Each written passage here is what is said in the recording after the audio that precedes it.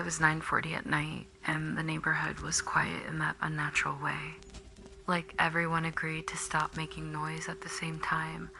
The doorbell rang once, short and sharp, and right after that, my phone buzzed with the camera alert. I opened the live feed and saw a man on my porch holding a package. Hood up, head slightly down, body far too still, he did not look lost. He looked placed there, like he knew exactly where the lens sat. He took 2 careful steps back, lifted his phone, and made the gesture of taking a photo of the package at the door.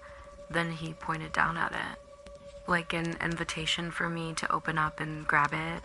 I did not move, and my stomach dropped over one simple detail.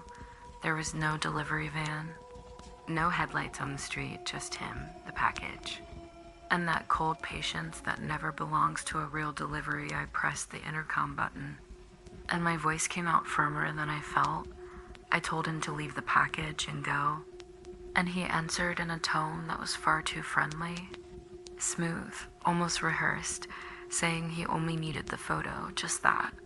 Like a sentence could pull me outside. He repeated the routine, set the package down, but not flush against the door. He left the perfect distance where I would have to open the door fully and step onto the porch, and that distance felt calculated.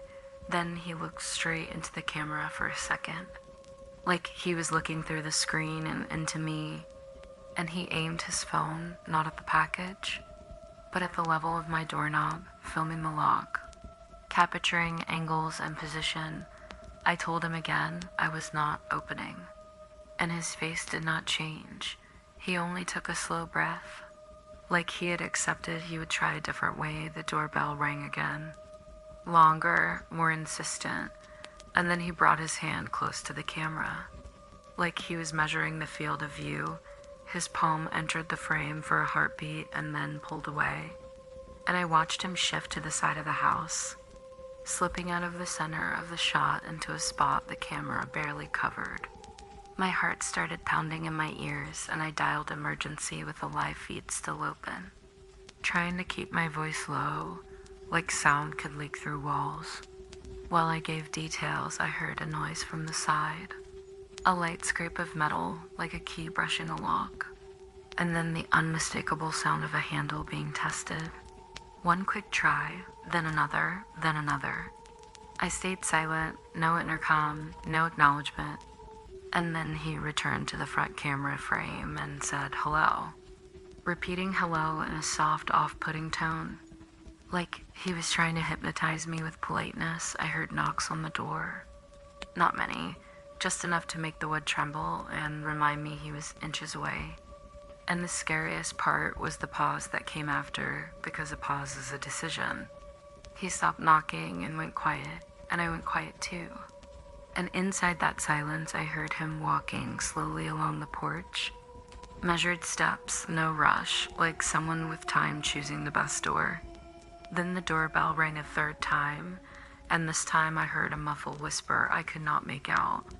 But I understood the purpose, to pull me closer, to make me react, to make me crack the door even an inch.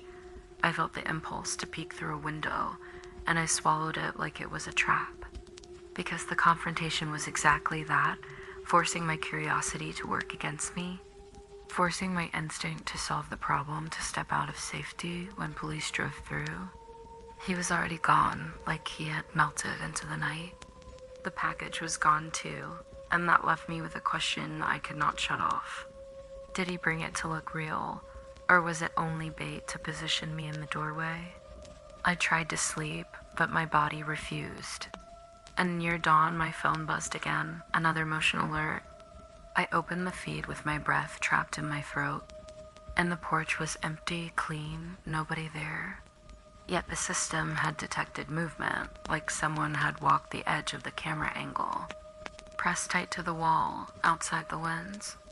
I scrubbed through frame by frame and only saw a tiny change in light, a thin shadow that could have been anything. And that was when I realized the confrontation had not ended. It had only moved, and to this day I do not know if he truly left, or if he simply learned exactly where my camera cannot see.